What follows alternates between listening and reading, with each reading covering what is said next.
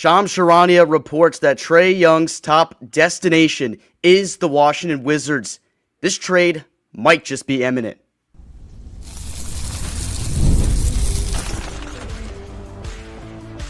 You are Locked On Wizards, your daily Washington Wizards podcast, part of the Locked On Podcast Network. Your team every day. DC family, you are locked on to the Washington Wizards, where you're part of our family. We thank you for making Locked On Wizards your first listen every single day. We're part of the Locked On Podcast Network, where it's your team, the Washington Wizards, free and available wherever you get your podcast every single day. Alongside the DC sports content creating savant Abdullah Ayubi, I'm Ben Strober, and I cover the Washington Wizards for Roundtable IO. And joining us today to highlight the breaking news from an hour ago, Trae Young, his top destination, the Washington Wizards. It's the man, the myth, the legend, Greg Finberg from Bullets Forever, also the host of the Wizards podcast. We've been trying to make this happen for like 2 days now, and even more news for us to talk about here, Greg. This is crazy, to say the least. I mean, yeah, thanks for having me on, guys. As always, it's really weird to see a player that wants to come to the Wizards as his top trade destination. It was weird when Ace Bailey tried to force his way to the Wizards at the draft. Now you're seeing four-time All-Stars want to come to DC. Trae Young could have his own, reasons for it, whether he thinks this is the best way for him to get an extension, or whether he thinks he could revitalize his career to get extended or a contract elsewhere. Whatever his intentions are, he wants to be in DC, according to ESPN, and that's very different from what you would see in previous years, where star players want to be really anywhere else. So definitely a new time in Wizards basketball. Excited to be here with you guys to break it down. Yeah, this is crazy. Sorry to cut you off, guys, Ben, but I wanted to say, when it comes to Trae being here, first of all, Alex Sarr started the trend in 2024, not going to Atlanta, which is funny out of all teams because now you're about to deal with him. How much of Trae Young coming to DC is the fact that no other team values him that much, or he sees the fit in Washington and says, I can be that point guard for the future? I mean, you got to be very careful with this because, I don't know who Shams's sources are. It could be Trae Young's agent that's sort of pushing one narrative, and you've seen other reports that the Kings don't want Trae Young, and some other teams are out on Trae Young. Like you saw today, he sort of had some interest reportedly in the Nets, but there wasn't necessarily that interest back. And it's not that the Nets said we don't want him; it's just they hadn't, I guess, expressed it. Same with the Timberwolves. So are the Wizards yeah, Trae Young, I only want to go to Washington? I don't know, because I've seen reports that he's open to Brooklyn, he's open to Minnesota, but it's possible that it has been told to him that there's not much of a way at the moment for him to go to those places. Versus Washington, it seems like probably has the framework ready. I mean, not a lot of teams have the cap space expiring of that to match salaries. The Hawks are doing this move because they don't think Trae Young's a part of their future. And they're also, number one, they're better without him this year, 15-12, than they are with him. And they also don't want to pay him next year. He's $49 million in a player option that I would expect him to probably opt in if he can't find a better extension or a better deal. It certainly will opt in, I think, if he's with the Hawks, because they chose not to extend him this offseason. So I think for Atlanta, they want to just offload the salary. It's similar to what the Wizards did with Poole, where it was is McCollum better than Poole? I don't know. But the whole goal was to get off the extra year of Poole's contract and get an expiring. And the whole goal with the expiring, I think, was to make a deal like you're seeing with Trae Young, where you get paid with the $80 million cap space they have next year, which is the most in the league. They have the luxury to take back contract in Trae Young's because they have the expiring in McCollum to match, but because they've also done such a good job managing their cap space. With Middleton and McCollum expiring, Kispert, I think, is going to make the most on the team at $13 million. And then you have a bunch of vet minimums and a bunch of rookie deals. And so I think for Atlanta, they just want to get off the contract. And the Wizards are the best option at the moment because they have McCollum, who's a solid player, but he's at $30 million expiring. And then I would assume, offer some other guys to make it work, because CJ for Trae straight up doesn't work. So if it's Malachi Branham, if it's an AJ Johnson, if it's other contracts to make it work that are cheap, Atlanta's clearing $30+ million in cap space for next year, where they can spend elsewhere and better fill that spot that Trae is taking up the cap space. So I think the Hawks realistically just want to offload the money, and I think the Wizards have the best package to allow them to do that. I think you're 100% right with your analysis of that. This is why Washington has been the top destination per just the prediction market. for now 2 days or so because it just made the most sense with Washington's financial situation. Some other housekeeping that we should note. CJ McCollum is out for the Wizards tonight. Trae Young is out for the Hawks tonight. And I don't know if that means something like this is imminent. Like we could see a trade as early as today, but that is notable to me because CJ McCollum hasn't missed a game this entire season. He's coming off a 27-point performance last night where he looked really good. He looked perfectly fine to me in the win last night against the Orlando Magic. And yeah, it's a back-to-back, so you don't see Chris Middleton playing. He hasn't played in any of the back-to-backs this year, but CJ McCollum played in every single game. They weren't a load management thing in terms of the back-to-back. So is McCollum not playing today noteworthy here for you, Greg? Yeah, so I checked in with one of the sources that I haven't heard back yet, but typically with the Wizards, like you have the injury report that comes out, and it's different for a back-to-back because it comes out this morning. It's not like it can come out the day before, right? Because they have a game, they don't know. I will say, CJ McCollum, like you mentioned, Ben, hasn't missed a game all season. He's played in all 35. He started, I think, in all 35, played heavy minutes. And while Chris Middleton, pretty similar age, I think they're both 34. Every back-to-back with that knee injury, he's managing it, right? He's resting on the first or second night of a back-to-back. You even had Corey Kispert sometimes who missed last game because of injury management. But that hasn't been the case for McCollum. He's always been available. He's always been playing. So when I saw it on the injury report, like I didn't want to go and assume anything. But he finished last night's game. Like he hit a big three. He hit a floater. And he was the reason the Wizards were able to separate. He played the entire clutch time end of the fourth quarter. So it's really weird for him to not miss a game all season and then play the entire game last night. And then now he's out tonight with what they're calling quad soreness, which again isn't like I don't know what the protocols are, but like if your quad is sore, I don't know how you check that to say it's not, but it's not like it's an injury you've seen in the past from CJ. Like if Middleton was out with knee soreness and he was part of the rumors, that's not crazy, right? You follow the team all year, he doesn't play back-to-backs, but McCollum has all year, hasn't missed a game, and now he's out with quad soreness. Definitely interesting considering like all of this is coming together in the last 2 days really quickly. ESPN and Shams are pushing their reporting way into advancing it and saying that it's the top destination is the Wizards. So all of this sort of culminates with Young wants to be in Washington. You had the Steinlein report that there's sort of been some conversations and a framework, I guess, between the teams. And now you have McCollum, who's the centerpiece for the Wizards of the trade, right? With the $30 million expiring, he's now missing his first game of the year. I can't come out here definitively and say that he's not playing because of the possibility of a trade, tonight or tomorrow. But it does raise eyebrows, right? When he doesn't miss a game all year and now he's just randomly out with an injury you hadn't seen in the past. I was going to say Bradley Beal to CP3 to Jordan Poole to CJ to Trae Young potentially without giving up a single first-round pick. Greg, Will Dawkins has a lot of haters, but if he pulls that off, I mean, just how great is that? Yeah, I talked about the exact thing on my pod last night, I think. I have the tweet ready in my drafts because it's so fascinating how he manages the assets. And when Dawkins took the job, you knew that he wasn't going to have like this treasure chest of first round picks and young talent to deal with. So for him to be at this spot where he's got one of the better young cores of the league, they have reached 10 wins, 22 games faster this year than they had last year. He has a bunch of future assets in terms of draft capital, young players and stuff. And to take an asset in Beal who wanted to be traded and had a no trade clause and nobody wanted his contract, one of the worst in NBA history, to go from him to Chris Paul and then trade Chris Paul for Jordan Poole and a future one, then trade Poole for CJ and then trade CJ for Young, you sort of end up with the best player from all of those guys that you had acquired. He's only 27 years old. And in my mind, the Wizards, if they do this, will probably take back draft capital as well. So not only are you getting a first from the Warriors and 6 seconds and 4 swaps from the Suns, you're also getting possible draft capital from the Hawks and somehow ending up with the youngest and I don't know if he's a little older than Poole, but still a 27-year-old 4-time All-Star and also getting extra draft capital. That's just an insane level of asset management. And like you knew when Dawkins was here, for him to be successful, he would have to do a lot more with a lot less than some GMs inherit. And he's clearly done that to this point. The results will show if he's, doing his job great or not. So far, it has, right? But if that's the case, then it's really good asset management on his end.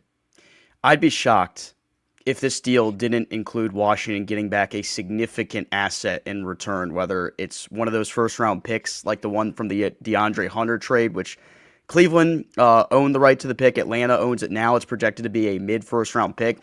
If I'm this front office, Winger and Dawkins, that would be what I'm aiming for in this situation. But for all the people that are out there saying, this isn't a Winger and Dawkins type of player in Trae Young because he doesn't provide defense, he doesn't provide positional size, you guys need to pay attention to the way the front office has managed assets, the way you're bringing up, Greg.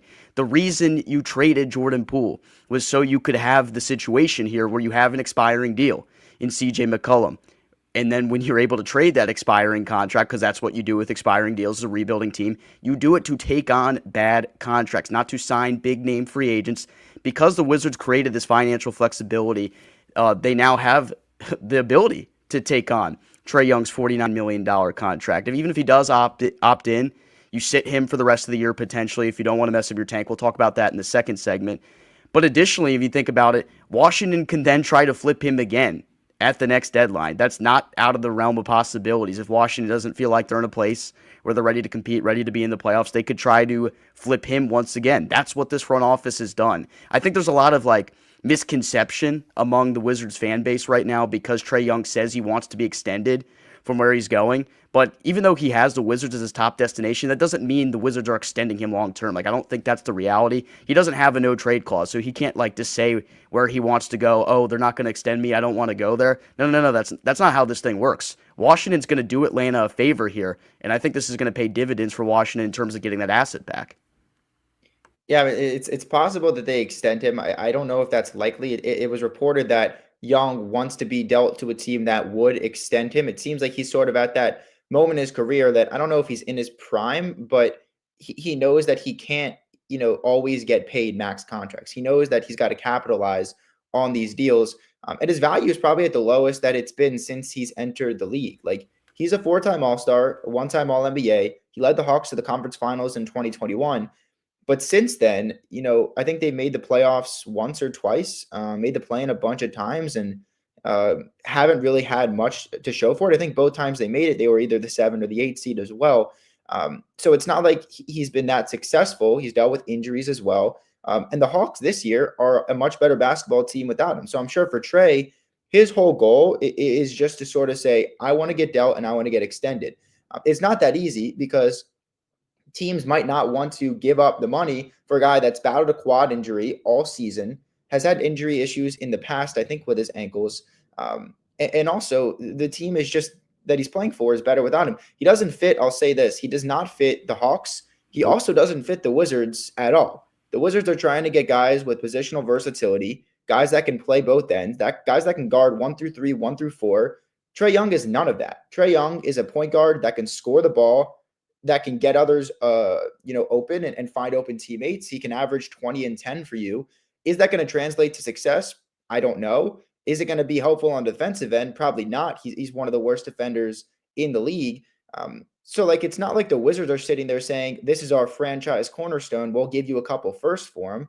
The Hawks are in a really odd spot to where I don't think they hold the cards. If other teams like Brooklyn and Minnesota weren't interested, then sure. But it seems like maybe they aren't interested, and we've already seen the Kings aren't interested, and not many teams have the cap space and the expiring contracts to make this work. So it's already slim pickings for the Hawks. And now you throw in that Trae and his representatives not only want to trade, but want to trade to Washington. It's not like he has a no trade clause, but It seems like if they're working with him, the Wizards just make so much sense. And so I think if someone holds the cards, it's Washington.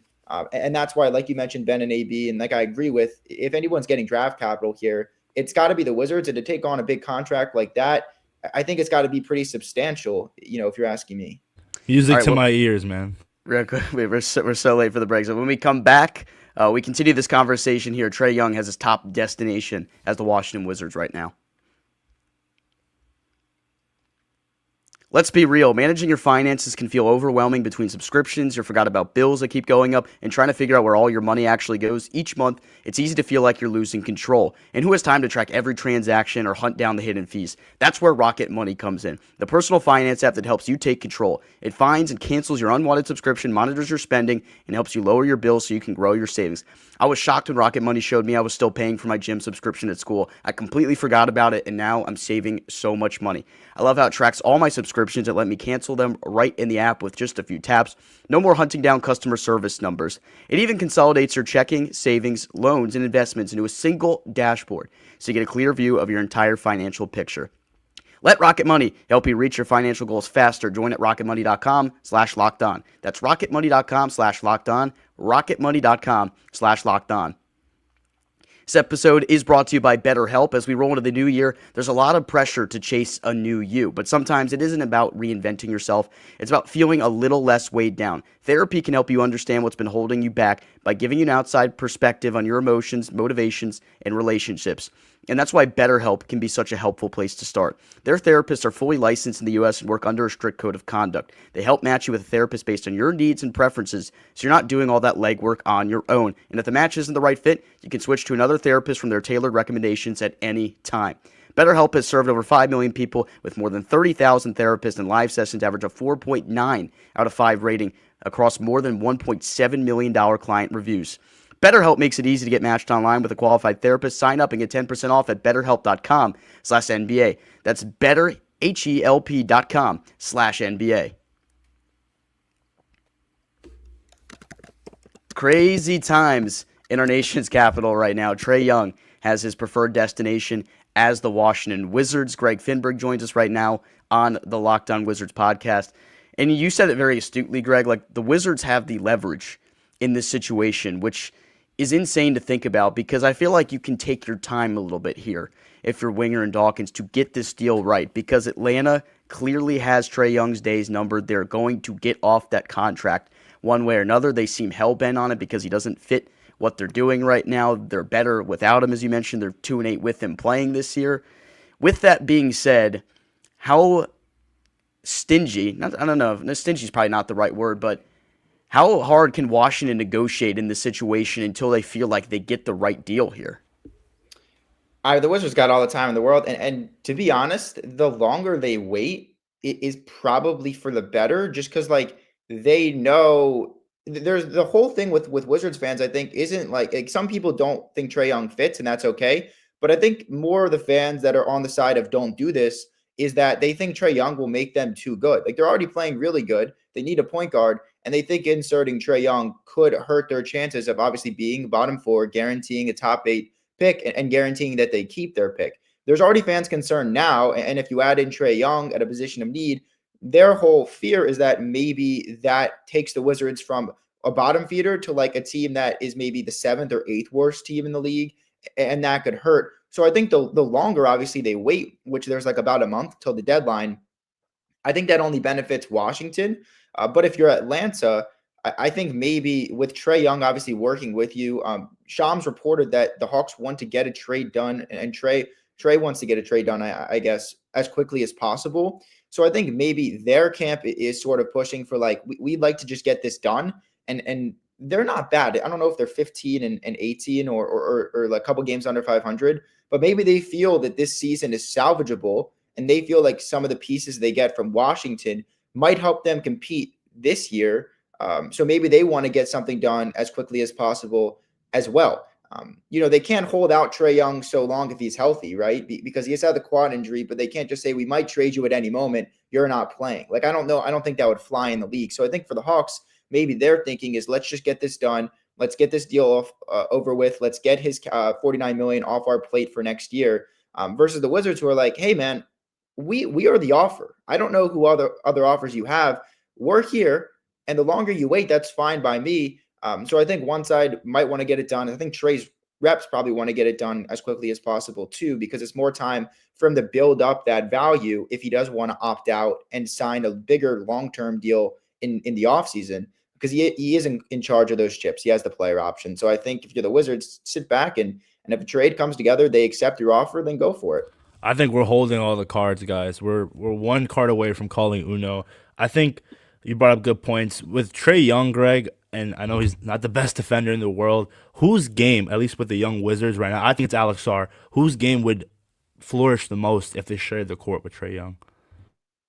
Yeah, I think Sarr makes the most sense. Like Clint Capella is doing nothing in Houston, and he was a solid center for the Hawks because of Trae Young. I mean, think of how many guys James Harden has gotten paid in his career. Guys like Russell Westbrook, like the point guards that can find their big in the role, they are very key, obviously, into their success, but to those center success too, because you've seen with Alex Sarr, his rookie year at least.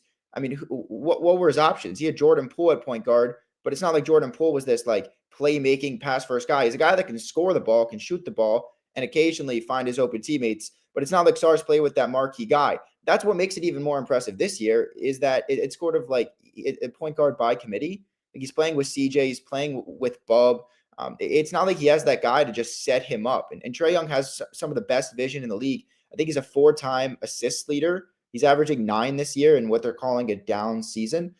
So I think he would benefit the most. But you obviously have to sort of talk about who might not benefit from it. Keyshawn George has been playing on ball pretty much all year. And I don't know if the Wizards necessarily want him to do that long term, but that definitely drastically alters Keyshawn because when he comes back, if Trae's here, he would be off ball. And it'll be interesting to see how he does, in that role. We saw him play well last year, but it'll be a very big adjustment for him.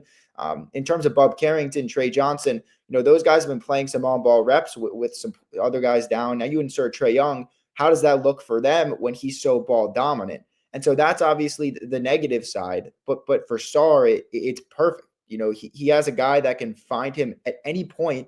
And you always got to be cognizant of Trae shooting the ball, of him going up for the floaters, of him getting to the rim. All that attention is so good for Sarr. So obviously I think it would be good for him, but it could also be to the detriment of some other guys that have been pretty heavy on-ball contributors. So we'll see. I mean, the trade has to get dealt and made first before we sort of dive into that. But I think some guys would be good, some guys maybe not. I got some numbers on Trae Young and how ball dominant he is per cleaning the glass. Let's hit that real quick when we come back. Fridays already feel different during basketball season, and FanDuel is making them even better. Every Friday night before the games tip off, FanDuel gives fans a new way to kick off the weekend with NBA Happy Hour. NBA Happy Hour is your official pregame, a limited time window where special offers drop right inside the FanDuel app before the action starts. Fridays from 6 to 7:30 p.m. Eastern have become appointment viewing with NBA Happy Hour. Opening the FanDuel app during Happy Hour always brings something new. Boosts, bonuses, and surprises. It's easy to check the weekly special before tip-off and make a move before the window closes. The timing is perfect. Right before the games, right before the weekend starts. It adds a little extra energy to Friday night basketball without overthinking it. So before tip-off, check the FanDuel app and see what's dropping during NBA Happy Hour every Friday from 6 to 7:30 p.m. Eastern. A little basketball, a little action, and a whole lot of Friday energy. That's NBA Happy Hour only on FanDuel, the official sportsbook partner of the NBA. All right, so per cleaning the glass, Trae Young in his career has never been below 32% usage rate. And a lot of his career, he's been as high as 37, 38, 39. There was one point in his 2020 season, which is when Atlanta went all the way to the Eastern Conference Finals. He was in the 100th percentile for his usage rate. Consistently in his career, he has been in the top 95 percentile for his usage rate. So this would be really different because the highest usage player on the Wizards right now is CJ McCollum by a slim margin. Alex Sarr is just behind him, and both of them are around just under 25%. So this would be a dynamic change in the way you see Washington run its offense, most likely, because I don't see Trae Young, if he does end up playing games here, I don't see them running an offense where he's not having the ball in his hands pretty close to as often as he has throughout the majority of his career. What do you think it would mean for a player like Trae Johnson, Greg, who we've seen started to utilize his on-ball skill a little bit more here as of late? Would this actually benefit him because of his shooting ability? You see him play a little more off the ball?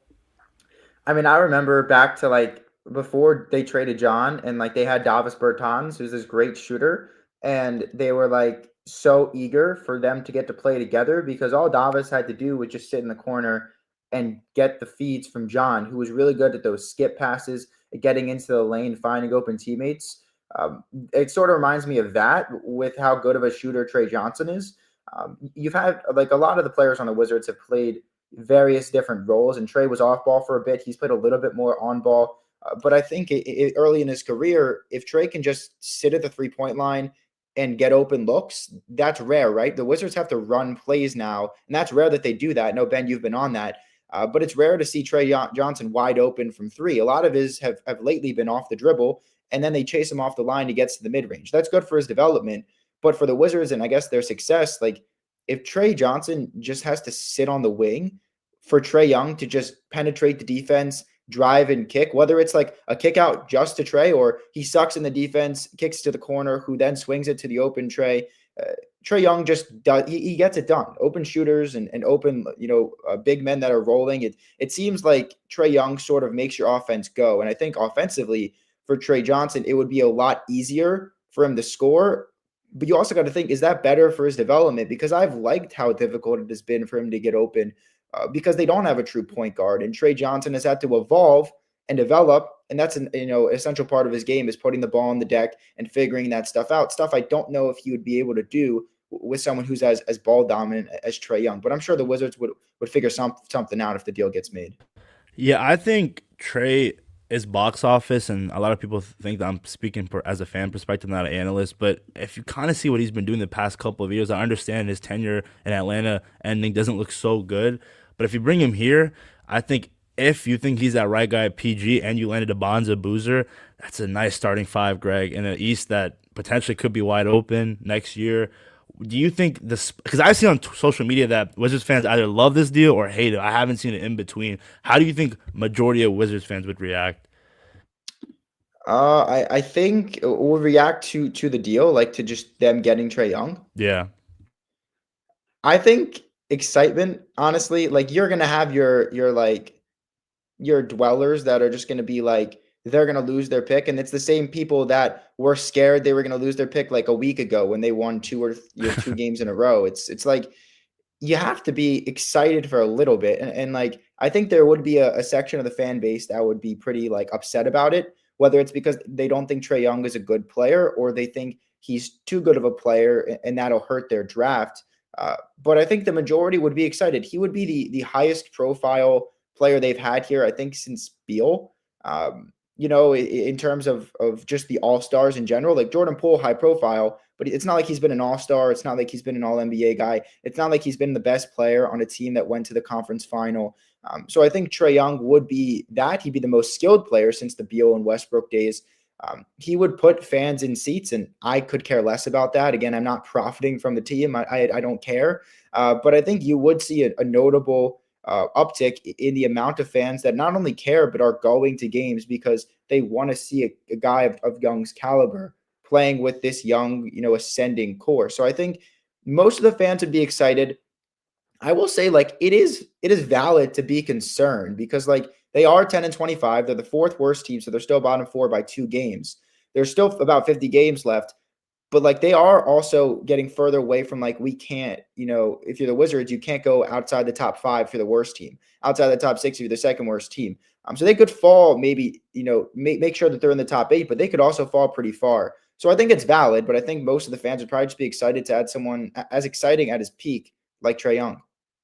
I understand the fan concern for sure. Over the recent stretch, 7 wins in their last 12 games, now up to 10. You're the 4th worst team in the NBA right now, and you have a 2-game cushion. You got 46 games to go in the season.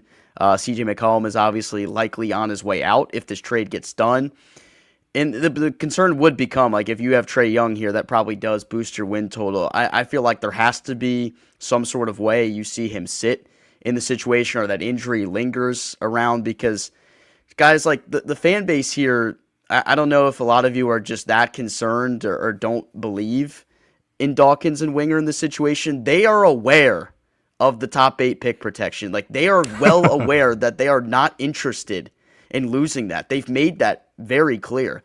And they can't necessarily help that the team played some better basketball over the last 2 weeks or so. They've made strides in development. There are precautions they could take, but there are 46 games left in the year.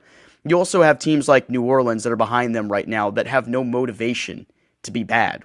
and Atlanta owns that pick right now. So if anything, if New Orleans, like I expect them to win more games over the rest of the season than the Wizards, even though they look terrible right now. I feel like long term, they don't have any motivation to just lay down and die for the rest of the season. Even teams like the Clippers, they don't have any motivation to lay down and die.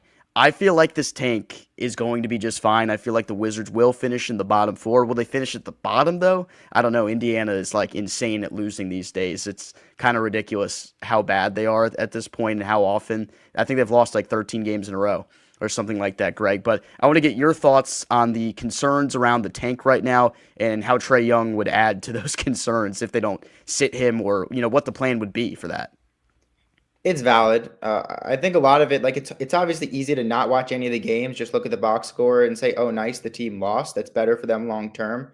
Like when you're watching and you're seeing the development, it's not. And I've said this a million times. It's not like they're winning these games because like Kyle Kuzma, Jordan Poole in the last couple of years were like shooting, a combined 40 plus attempts or 50 plus attempts together. Like they are not the reason. The veterans are not the reason the Wizards are playing well. Like in real time, you're seeing their young guys, their draft picks developing, and that's a good thing for them, and if it's resulting in wins, it's resulting in wins, and so it's understandable to be concerned.